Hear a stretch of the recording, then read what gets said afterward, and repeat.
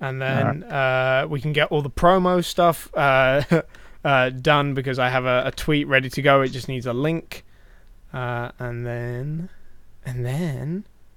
is the rental car championship this weekend? Yes, and I shall be heading down there to spectate on the Sunday. Great. I might have to wind Spanners up saying, "You fool, what are you doing? You might be out of your comfort zone here." Oh, he's definitely out of his comfort zone. Oh, I think he's probably... I might just keep on tweeting him and just saying, "Mate, you don't know what you're in for, believe you me." But I might end up in the commentary box knowing my luck, thanks to James Ald, as always, with the venerable Mr. Vortex Mortio helping out with the old statistics and the like. 100% CPU. This is my problem right now.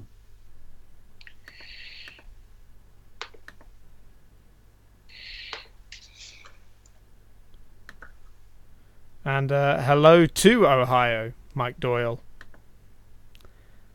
I'm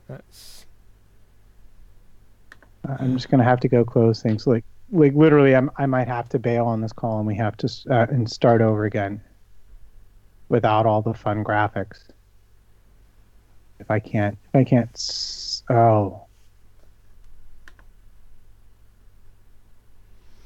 Hello. It's lovely to see you people in the chat room, as always. I'm going to try and find a spot for the pop-out chat that doesn't cover up the notes or any of the other fun, interesting things I have to have on my screen while we're doing all of this. And also, Mr. Stevens, you might be very proud to know this, that I have formulaspy.com up on my screen at the moment, so I can have a look at the results as well. Why would you look at that site? I heard that they didn't even have their star writer this weekend. Exactly. But I thought, well, I've got to find some source, and I thought, well, which other source apart from Autosport maybe have something about Formula E? HP source. Yeah, a source of some description. All right, so you want me to change that to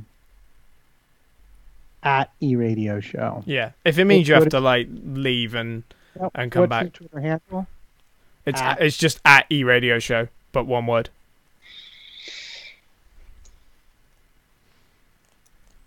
I did it all wrong. Oh no, same as ever. Anyway, hi Mike, hi Artemy, hi Esteban, hi MIC. Lovely to see you guys as. Is that better?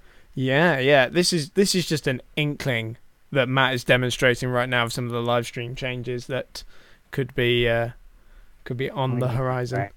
Yeah, no, it's very problematic to me. My CPU is utterly maxed out right now, and I can't see it on my task manager why that is. If it's going to cause problems, or it's not causing if it's not causing problems for your view and your live stream, I can live with it. Okay. Cool. No, because you're coming across. What it does is it makes pretty much everything I do very, very, very laggy. So, and I've not brought up the chat room yet, which might be the might be the end of me. Somebody else might have to do chat room. It's today. fine. I've got the chat room here, so if you want to leave it out today, then we can do that another time. I'm not going to call it a hive of activity out there. So. Yeah. It was a good race. Tonight we are the three E amigos then, effectively. E amigos, yes. It was a good race, wasn't it? Yeah, I managed to catch it on Monday night, and yeah, it's good to see Felix actually doing pretty well. I mean, he was on the podium there last year, so kind of expecting something special from that Swede, but I think Boemi versus Rosenqvist round 2. And this time it was the reverse. It was like, Felix goes, well, Seb, how about them apples? Anyway, Matt, are we ready to go, or nearly, or? I'm just giving the popping out the chat a go here, and then I'm. Okay.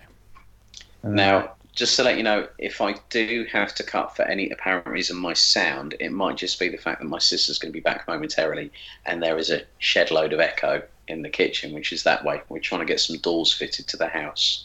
So at least when I podcast or when I do videos or when I do audio recordings, if it goes silent all of a sudden, you might hear a little bang of a door. So I will quickly hit cut on the audio. So I've got my mouse ready on the secondary window on the second screen. So this will be like bing. Yeah.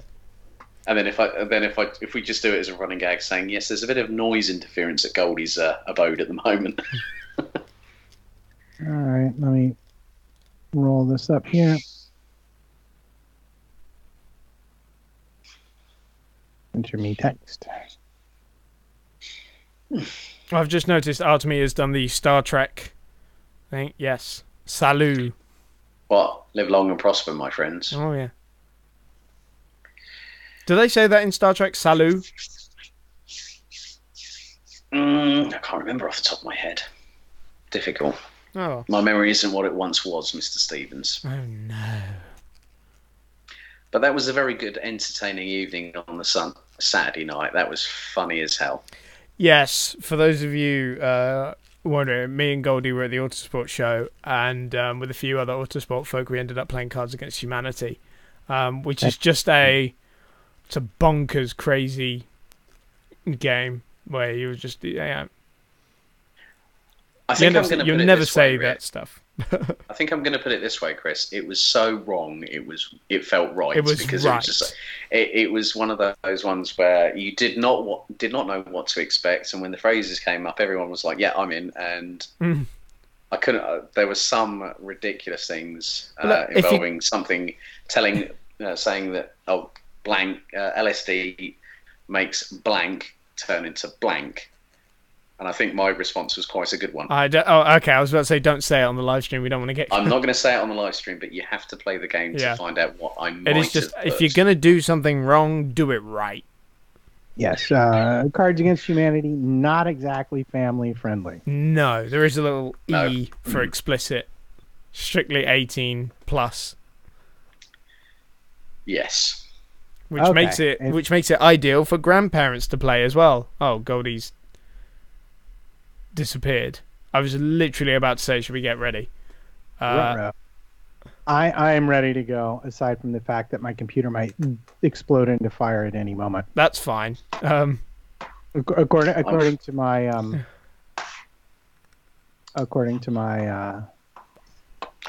I'm firing my OS system in the morning.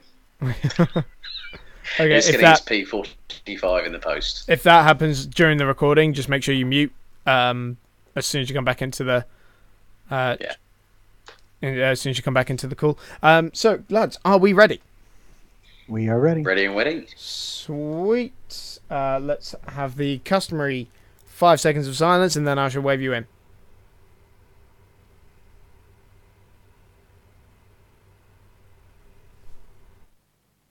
You are listening to eRadio by Mist Apex. We are electric.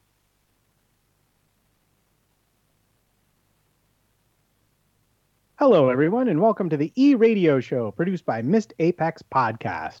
I'm Matt Trumpets, and today's episode is brought to you by the British Rental Karts Championship this very weekend. Today's episode is called Froyo. And before we go any further, let's say hello to Mr. Chris Rainbow Sparkles Stevens.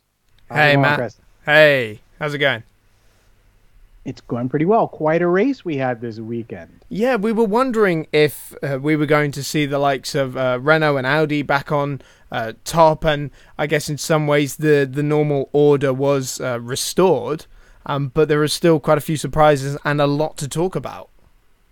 Yeah, there were many, many surprising things. But before we get into that, I need to remind all of our listeners that we are an independent podcast hosted by MistApexPodcast.com.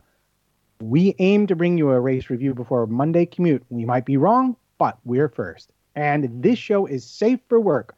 We are keeping it clean here, so you can play this with the kids in the background or at work. So, what say we invite someone to come along on our journey with us? Well, that sounds like an excellent idea, Matt. All right. Well, let's welcome back to the show Alex Goldie Goldschmidt. Good to see you again, sir. How are you doing? Good evening, Trumpets. Good evening, Rainbow Sparkles, and good evening, everybody. Glad to be back on the eRadio show. It's been a long time. Yeah, and you have a bit of a new setup, don't you? Well, I'm in my new house, which the move was facilitated just before Christmas. But yeah, HD, Ethernet, the whole caboodle. So I think Spanners Ready might be pretty happy with the setup I've got going at the moment. Yes, well, I think I certainly am from my point of view. What about you, Stevens? How is it on the producing desk? Oh, I wholeheartedly approve of the upgrades made. And there's further ones to come as well, so in the not too distant future. Excellent. Well, what say we get to it, gentlemen?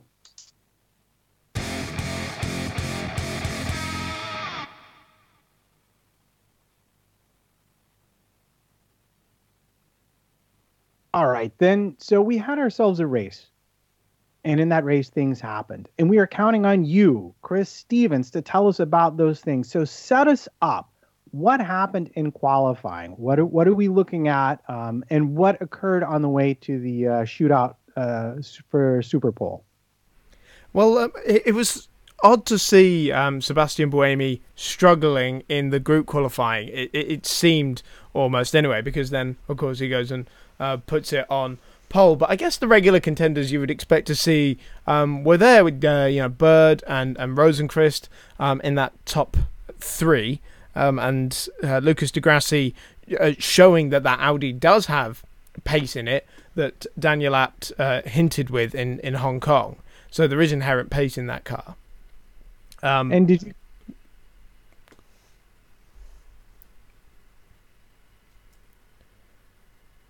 So there is inherent pace in that car, and with the Jaguars and the Techeetahs actually further off than what we saw in Hong Kong, and it was almost a reverse of what we saw.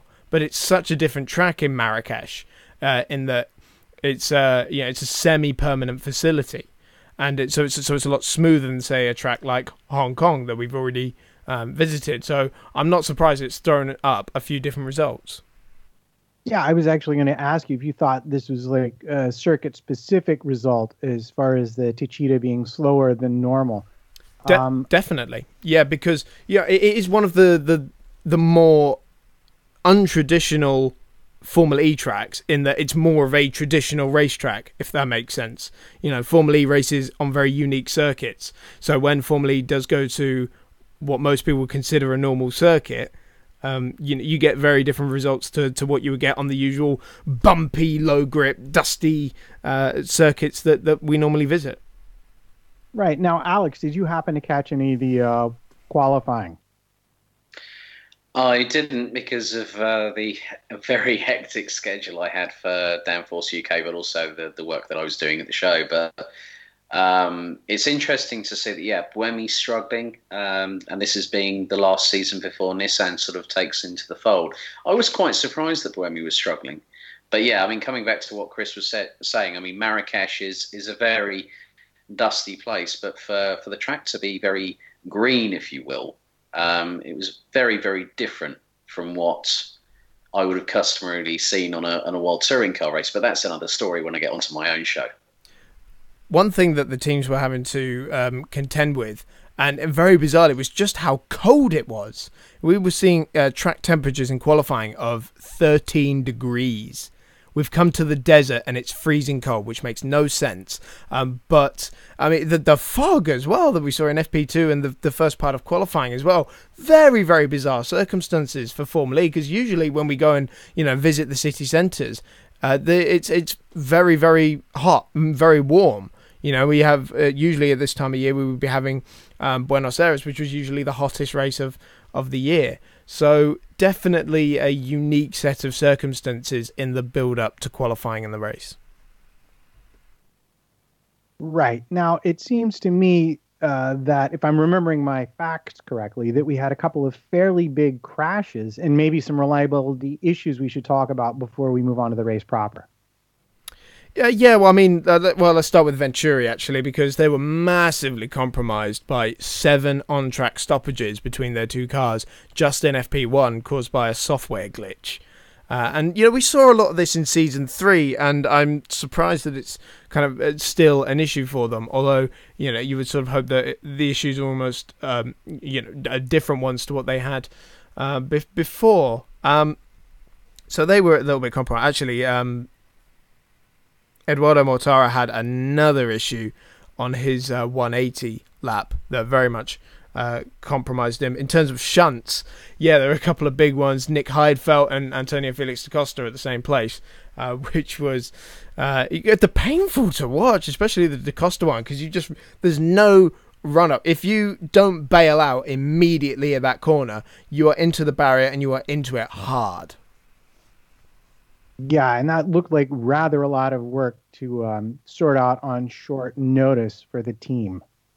Yeah, definitely. And while we're talking about sort of those corners as well, you know, there was Tom Blomqvist who dinked his suspension on his full power lap and actually still brought it into a competitive position on the grid, like completed the lap, which I think is great, especially on his first weekend. Yeah, shades of Robin Frains there. Yeah, a little bit, inheriting the persona of the man he replaced at Andretti. Well, I'll tell you who impressed me most. And you're going to laugh because you think I'm just a fan favorite. I'm being a fanboy here. But I have to say, Jose Maria Lopez really impressed me with what he did after all that bashing we did of Penske and Dragon on our last show. I'm being forced to potentially eat some of my words here because he seemed to show that the car might have some competitiveness in it. He was astonishing. I don't think you're being fanboyish at all. I think he was fantastic, and I would expect nothing less of JML. But there was definitely quite a shock, I feel, by where he was able to put the car, especially because Jerome is still struggling. I know he made a mistake on his lab, but he was still 0.7 of a second off of what Jose did in the end. And these are not two very different drivers in terms of their experience. You know, Jose's been in it for one season. Jerome's been doing it since formally started, and you know, there's no real excuse there for either driver. So for Jose to have put it where he did, again, I'm thinking circuit characteristics may have something to do with it because it's so night and day from what we saw in Hong Kong, and obviously what you can do with the car between races is so limited by regulation. So I'm going to be keeping a keen eye on the next few races to see just how the Dragon compares to the rest of the field. All right, so set the stage for us. Who were the podium positions when the race began? So it was Buemi leading Bird and Rosenqvist, and that was turning into a great little scram. You know, we had the top three line astern covered by roughly 1.5 seconds throughout the entirety of that first stint, which was just great to see. And then we get one man taken out by a gearbox issue in the form of Sam Bird, where the gearbox started to basically crunch and tear itself to pieces, and that gave him a bit of a power loss for a brief moment of time. But that's when we saw Rosenqvist just drift by and sail into second place. Now, was that before or after the pit stop? That was before the pit stop. Right. And so, Alex, you watched the start of the race. What struck you as interesting about that? What caught your eye? I think the fact that Pachito was so high up. I mean, the thing is, I've watched this guy through, you know, his TC 2000 career. He's also got experience at Morocco, and I always think because of his 3 World Touring Car Championship titles, and I thought I'd be very interested to see how he does. And you know, he had a bit of a difficult season. Let's not forget at DS Virgin. He's now moved in to the place of Niliani, who I think I might have eyeballed at some point during the Autosport show by the Jaguar Racing stand, by that wonderful new-looking iPace trophy. But it was going to be interesting to see who was going to get a handle going into Turn 1 for the very first time. And it was very good to see that nose-to-tail battle between Buemi, Bird and Rosenqvist. And I was sort of like thinking this could be very, very interesting as the race progresses. Yeah, well, what stuck out to me was first the fact that the top three distanced themselves. It looked like a mini Formula One race. The top three just took off, and there was a bigger and bigger and bigger gap between third and fourth place the longer we went into the race. But what also struck me was that Bird was being very aggressive in terms of staying with Buemi and trying to get round him. But Rosenqvist, to me, in the early stage of the races, he just sat there at what you would think of as engine-saving distance, just about half, 3/4 of a second off, and just ran his race. And that really impressed me. You couldn't tell. It made it exciting because you couldn't tell, was he tapped on pace, or was he just waiting for his moment? I'd say he was just waiting for his moment. I mean, we saw this in the first race in Hong Kong, didn't we? Where Bird and Verne were pulling away from the rest of the field so quickly because you had Turvey backing everybody up effectively after that monster start he made. So long as you're pulling away from the rest of the field, you're gapping them. There's no rush to make that lunge for the lead. And I think Rosenqvist knew that and decided not to make quite a leery move and push so hard. And we know that's been his undoing at times. And, he's admitted that he's been too aggressive in races. I know he's somebody who's, very hard on himself, but I kind of have to agree with him on that. He's cost himself some points down the way. And so you had a gap to the rest of the field, especially because De Grassi couldn't quite get past Lopez initially. I think had De Grassi dispatched of Lopez immediately, it would have been a 4-car battle for the lead. But you do see them just kind of conserving, see where they're at, and then once you get to the pit stop phase, you unleash your advantage. I think that's definitely the case because Felix I've watched throughout his career. I mean, I've watched him in Formula 3, I've watched him in DTM, and he was in F3 for quite a time, especially with Prima Power Team. But to see him, he's got a full season under his belt. He's gone through those trials and tribulation stages with Mahindra in season 3, and now we're seeing that unfold very nicely for the Swede. And I was quite impressed with just how he composed himself throughout the entire race. And it's at a difficult track, Marrakesh.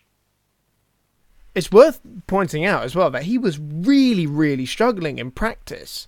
And he said that he would have been happy if he ended up in the midfield after the pace he thought they had.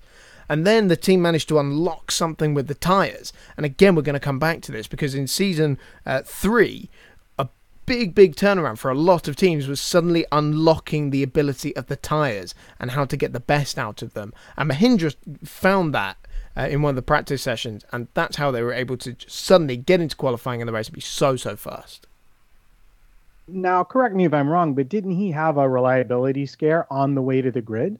Yeah, this is the crazy thing. There were so many reliability problems on the grid. Even our top two did in the end. Rosenqvist, he had a battery problem right before the start of the race on the car that he was due to start with. And so they swapped his car so he would start in his second car and then just pray that the first car would be ready for when he made his pit stop. And fortunately, he did.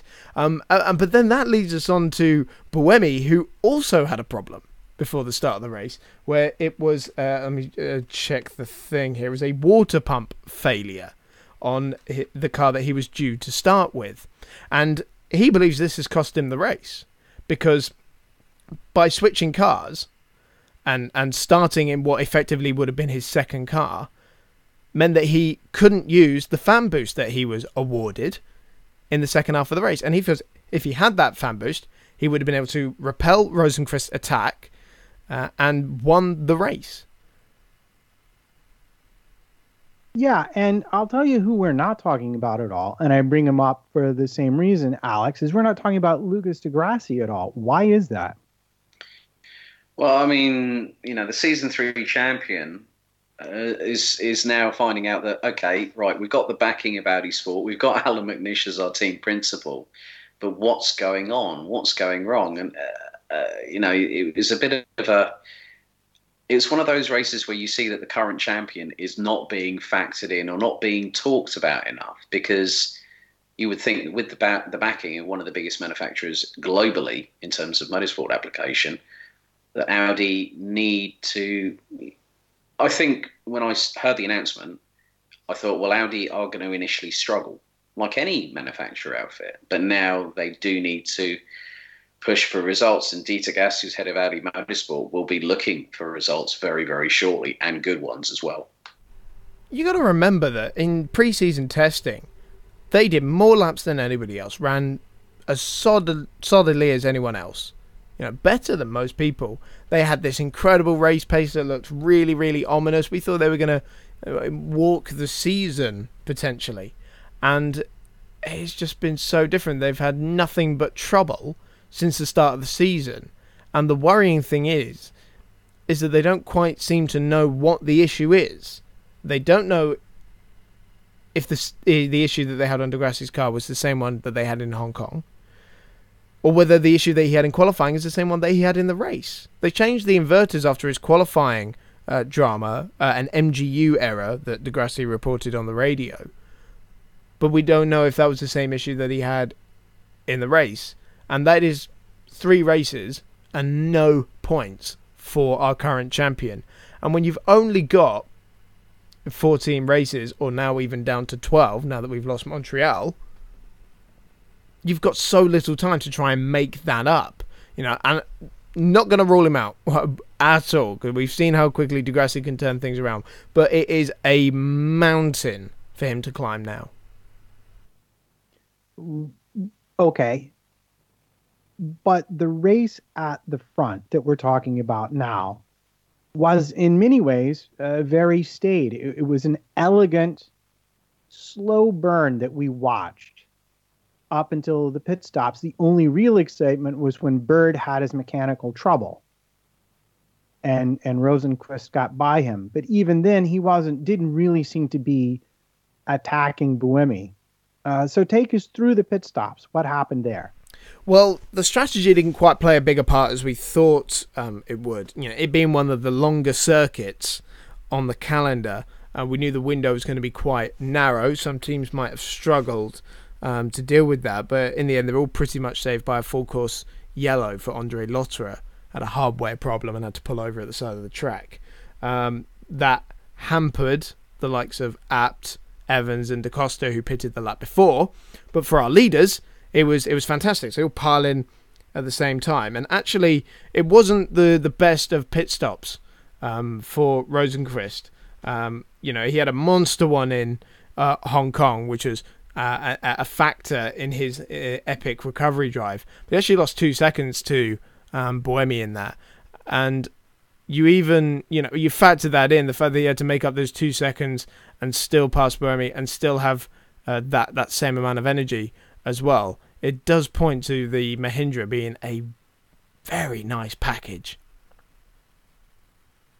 Right, and there might actually be some reasons for that we're going to get onto a bit later. But after the pit stop, it was essentially because Bird had similar problems with his second car, did he not? I'm not sure what Bird was struggling with the second car. I mean, there was an issue he had on one of the cars just before qualifying. But in terms of in the race, I'm not sure, because it wasn't like there was one moment where he lost a lot of time like there was in the first stint. It was consistent, not quite on Buemi and Rosenqvist's pace. So I almost wonder if maybe there was a setup thing that was going on there. I mean, I remember back to Buemi in Monaco when he complained that the second car wasn't quite set up for that stage of the race. So maybe he had an element of that, but there was nothing that really struck out as an issue for him.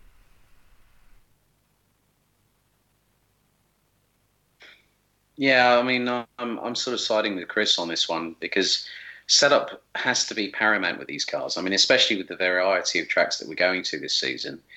But it could, it's not just the mechanicals of the car; it's also the electronics as well, and that could be another thing. We've talked about Degrassi already.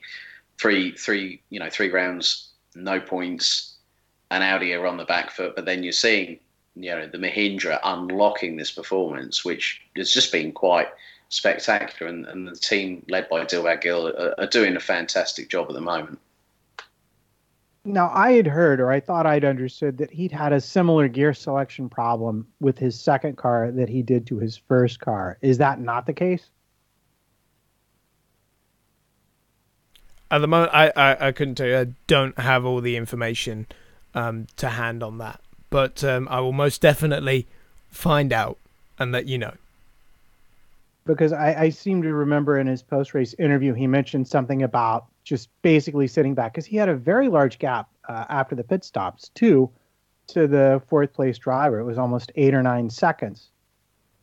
Yeah, I mean, they were helped by Lopez sort of backing them up a little bit, and then when they did eventually get past them, it all cost them a lot of time as well. But also, I think they were just quicker as well. They did have quite a pace advantage, I would say.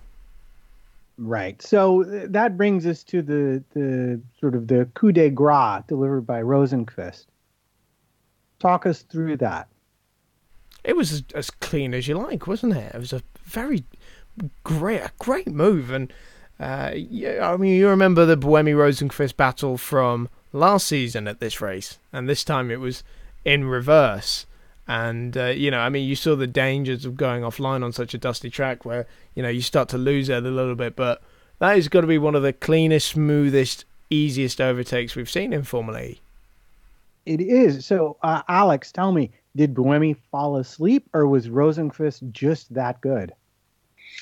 Well, let's not forget this man has won single-seater titles. He's also competed at one of the most legendary tracks in Formula 3, and that is Macau. And having that kind of experience, he's won at Macau 2 times, and that makes him a really good street racer in terms of street circuits. But Marrakesh, I think I'd like to say that Rosenqvist had a pretty good measure of what he was capable of doing in that car, and with the conservation, he thought, you know what, now's my chance.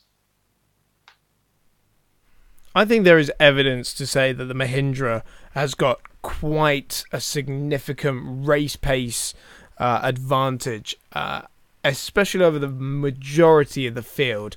I'd be hesitant to say all of it because I don't think we've seen the potential of the full grid yet, especially Audi. But when you look at his recovery drive in Hong Kong, you look at how Heidfeld managed to close the gap to Verne in Hong Kong as well. You look at how Heidfeld came back through the field in Marrakesh as well after he crashed in qualifying, and how easy Felix made it look. Everything just points towards it being a much better car in race trim, almost like what we were seeing with the Renault last season.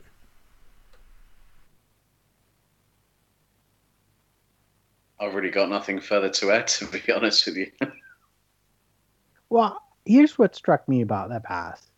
I don't know if Buemi just fell asleep for half a second, or if that defense was never going to be on, because it looked like to me that it's not just the race pace, but I would say the handling of that Mahindra was the class of the field on that circuit. He went to the inside when Buemi was doing some regen, outbraked him into the corner, neatly hit the apex, and was nowhere near the wall on exit. He could have probably taken another few kilometers into that corner if he'd really needed to, and it wasn't even close. And that brings up your loss of fan boost, because Buemi had wanted to try and take the place back in those first few corners where he would have had an opportunity to. But he had no extra horsepower to play with, because according to him, he didn't have access to it because they ran the cars in reverse order. See, it's tough for Seb, isn't it? Because having had 2 non-scores in Hong Kong, okay, he inherited 10th place when App got disqualified, but effectively 2 non-scores.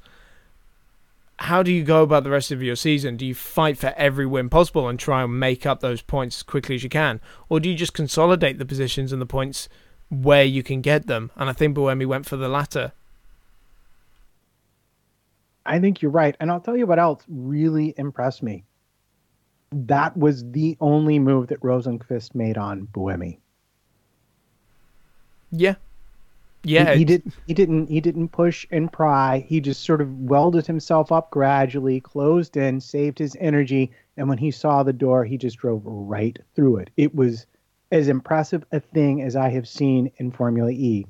See, that's the mark of a controlled race, is when you make your passes, where you want to do it, not where your rival lets you do it. And so it looks like to me, Alex, at least at the front of the field, we're starting to see what's beginning to be a very mature sport in terms of the drivers and the strategy. We're not having just reckless banging off of each other at the front anymore. We're seeing very proper, very strategic, very controlled racing. Definitely in terms of the recoveries of certain drivers through the field as well.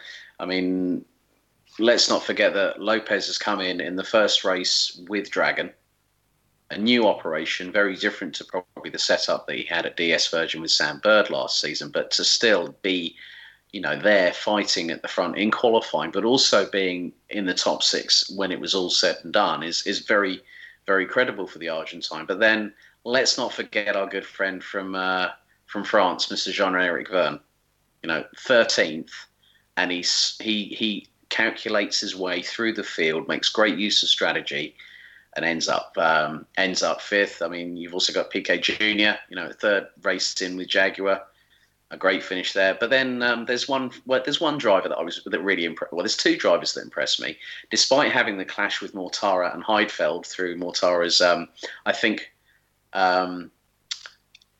think possible impatience to get past Mauro Engel, who's also a winner in the DTM. They're both with Mercedes, and Venturi, let's not forget, has HWA backing. But Tom Blomqvist, ex-DTM driver, now aligned with MS-AD Andretti, and in his first race, picks up a points finish. And this guy has some serious racing pedigree behind him because, of course, he's the son of the awesome rally legend that is Stig Blomqvist. Yeah, I know. I have to agree. Blomqvist was just astonishing. I mean, he could have been higher up in qualifying had he not made that error, but that's welcome to Formula E for you. And yeah, what a great race. I mean, he thinks he lucked into it, really, because of the full course yellow, but I mean, that affected only 3 drivers, including his teammate. I think it was a really great drive. To kind of add on to what you were saying, JML, cannot praise that guy enough. And PK and Jeb, man, what a real reverse from what we saw in Hong Kong from Jaguar and Techeetah, where the qualifying pace was really, really strong, but the race pace wasn't. And Jeb was really, really struggling in particular as well. And I honestly did not see barely even a points finish out of him. And yeah, he made such a cracking recovery drive. So yeah, very encouraging. But again, we're 3 races into it and we still really don't know what the characteristics of these cars are, because we've been racing on 2 completely different circuits. And so that just leaves me to characterize the race as kind of like a mohawk, business up front and all the partying in the back. That's where we saw the collisions. That's where some of the real nuttiness happened. And that's where I have to say, you've mentioned his name, Mortara, who I did not know at all before Hong Kong, was the fastest guy on the circuit until his own teammate took him out and took Engel out at the same time, at least according to the officials, although it was really difficult to get a good camera view of it in the coverage. So what say you, Stevens? Yes, time for a game of whose fault is this? Well, according to the stewards, I think it was Engel who got the penalty in the end.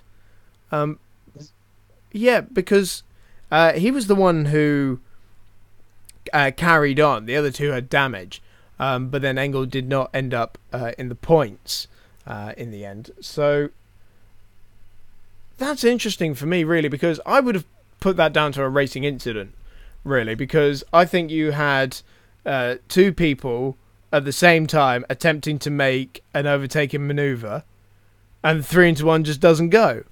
I definitely don't think there was anything penalty worthy in there. It's not. I don't think Engel kind of saw his teammate coming and just decided to chop across him, because what's the number one rule in racing? Don't take out your teammate. And I think that was a bit harsh. And, you know, Venturi, they could have been so much higher up if they'd had a decent run in practice. But one thing I was sort of noticing was that they were the ones conserving energy the most, and then just kind of unleashing it with about 4 laps to go. I mean, you suddenly saw Mortara carve his way through the field, corner after corner. So I would have expected more from them that weekend. Yeah, I'm kind of siding again with Chris on this one. You know, they're 2 very experienced teammates. They both have experience, just like Felix Rosenqvist does at Macau. So there's plenty of experience between the pair of them, let's say, in both single-seaters, tin tops, and sports cars as well. And they battled at Macau this year. But not the only collision. But I felt like, I don't know about you, but I felt like Mortara could have been headed towards 5th or 6th place had that not happened. He really seemed to have that much genuine pace. And it's the 2nd race in a row that he has, 3rd race, I guess, really, if we count both of them in Hong Kong, where he has just looked fast, like remarkably fast, surprisingly fast. But he also seems to have a tendency to have things go wrong.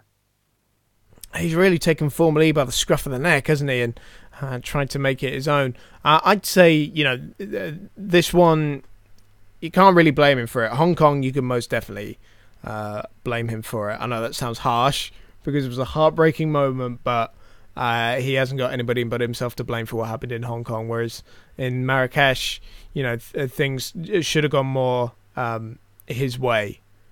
So I guess we'll see how he does in Santiago. And that'll be a good thing as well, because it'll be a level playing field where, you know, it's a brand new racetrack and none of the other drivers have been on there. So it's going to be all about the pre-event preparation. So that's probably going to be his best chance for his best result yet.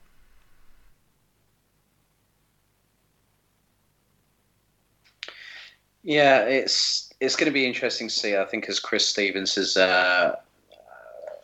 forwarded on to, you know, that it's still open season. We're still so early into this fourth year of Formula E, which still is going along great guns. And we are, as you said, Trumpets, we have more, you know, the teams have more of a measure on the sport itself. Michelin staying on as a partner with regards to the tyres. You know, the growth that Formula E is showing, not just in the social side of it, but also in the sporting side of it, with the way that the teams are moving forward with the new regulations, the new adaptations they're having to make in order to combat these new circuits. And to see a really good race at Marrakesh, I was very thoroughly impressed by it all. Yeah, no, I have to agree. It's been really, really great. And I know, by now, this time last year, we definitely had an idea of the grid. We still don't know, and that's why I'm loving it so much. You know, it's really, really great to see the adaptation, because, you know, after Dragon have managed to show an inkling of pace, I don't think there's really any, you know, there's nothing you can predict now. And that's why we want to watch it. Was that our only Whose Fault Is It Anyway? No. No. Lynn and Daniel Abt. Abt. Lynn and Abt. It's the 2 young guns. Well, I mean, it's quite funny how, you know, we Alex Lynn is not as prevalent, let's put it this way, that on social media, unlike Daniel Abt, who seems to document everything on a YouTube vlog every single day. I don't know how. He's probably got some sort of team behind him. But you would have thought that for someone who's now got a Works Audi deal, considering the fact it was an independent run operation in Kempten, in Germany, through his dad, Hans-Jürgen, with now getting the full Audi support, I think he proved himself in season 3 to say, look, you know, if I stay with this team, I've done it on my own merit, but I think he needs to sort of just watch the lines a little bit. And there's been a bit of movement in terms of what's being said between the pair, or on the generic media. I haven't quite read into that, but it's definitely whose words are going to win in the battling of Abt and Lynn, rather than just being on the track. Excellent. So whose fault was it?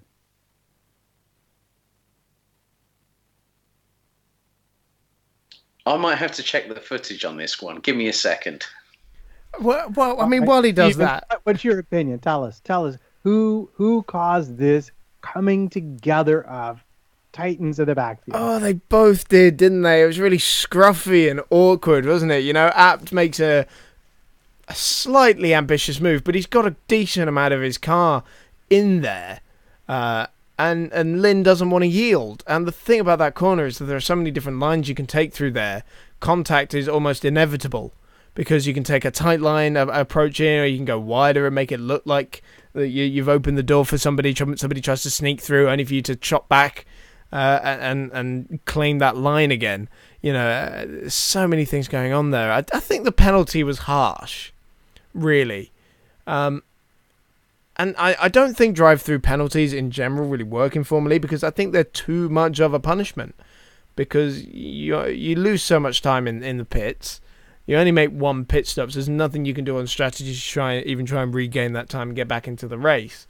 So I think that again, harsh from the stewards, from the sporting side of things this weekend.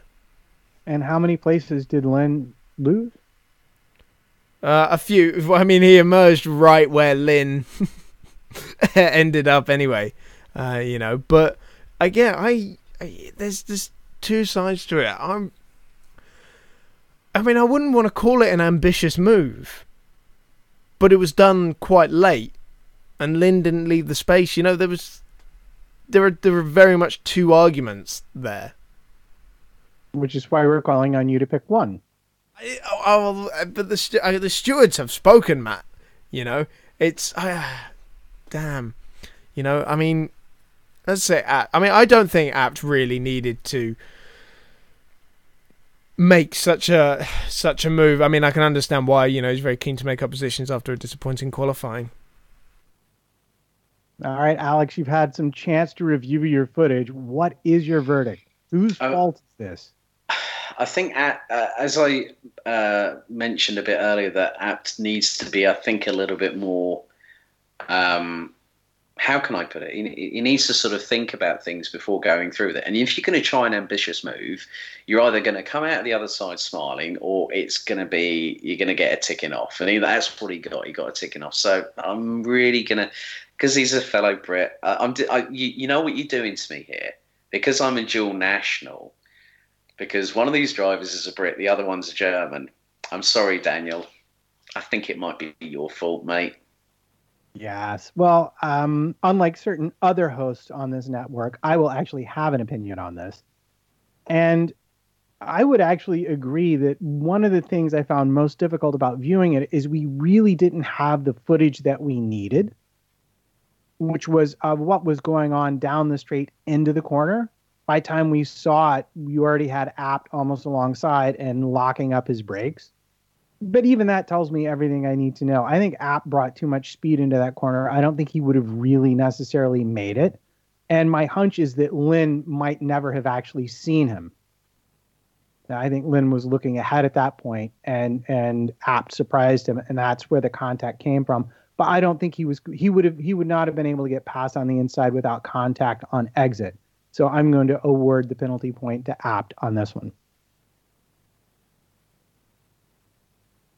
All right, gentlemen. Any other business? Well, we've talked about Degrassi and the PKs and the Jevs. There was one about Turvey, actually, why he suddenly disappeared halfway through the race. He disappeared off the grid with some sort of powertrain issue. Neo refusing to specify what. So again, swap cars started from the pit lane, and unlike Renault and Mahindra, they weren't able to get this one fixed before the pit stop. So very much a test of a race for Turvey, which is a shame, really, because I want to see what Neo have got, and we were let down in Hong Kong, especially by the reliability, because he was having a cracking race in that first one, and his teammate Luca Filippi, he looked like he had a tough race, but he was actually hindered by broken suspension from contact at the start, so he ended up stopping early, which wasn't great. Lotterer, we said he had a hardware issue. Again, they're not really saying any more than that at this point. And in terms of sort of the Evans, Apt, and DaCosta lot, again, yeah, they were massively let down by the full course yellow because they stopped early, under racing speed. And Evans actually, even worse, he also had early contact, bent steering, and was struggling with energy management, so a little bit more what we were expecting from the Jaguar. So maybe PK has unlocked something there that Mitch has not. Maybe so. But what do we think, since you bring up the full course yellow again, Alex, what did you think of that full course yellow? Is this just going to be a feature of Formula E races without the length and the number of pit stops? Is it just going to be a joker that's going to get played from time to time? Do you think Formula E handled it correctly in this instance? Difficult to say. With yellow, full course yellows, you're always going to have that sort of fence. People are going to sit, and you're going to have some people who are going to sit at one side or the other. I've not really got an understanding enough of having seen enough races to make a proper sort of opinion on it. If I'm honest, Trumpets, because yeah, you could say that one team is going to really, really benefit, especially like our three leaders found out. But what if we get to a race where half the field gets an advantage as a direct result? It's difficult to say. Like, incidents happen. You've got to respond to the incident. You can't be thinking about, oh, who is this going to advantage and all this, that, and the other. Because that's part and parcel of racing. It just happens. There was the rumour that in New York, they left the full course yellow out longer than they needed to, so that everyone, especially race leader Bird, could get their pit stops done. And that, to me, is wrong. That is meddling in a race.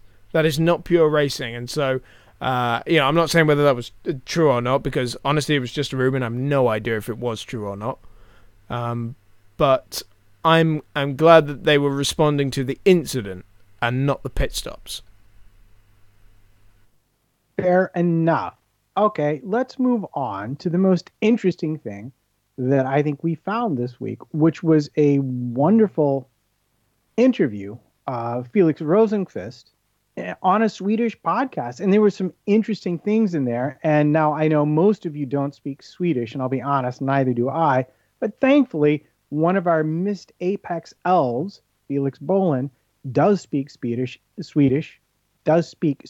and was willing to take the time to translate it. And what did you find most interesting in terms of his comments about Formula E? Well, he kind of says what a lot of drivers have been saying, and what I love to hear, which is that Formula E is the most fun he's had in racing. And that he enjoys the nature of the tracks and that they punish you.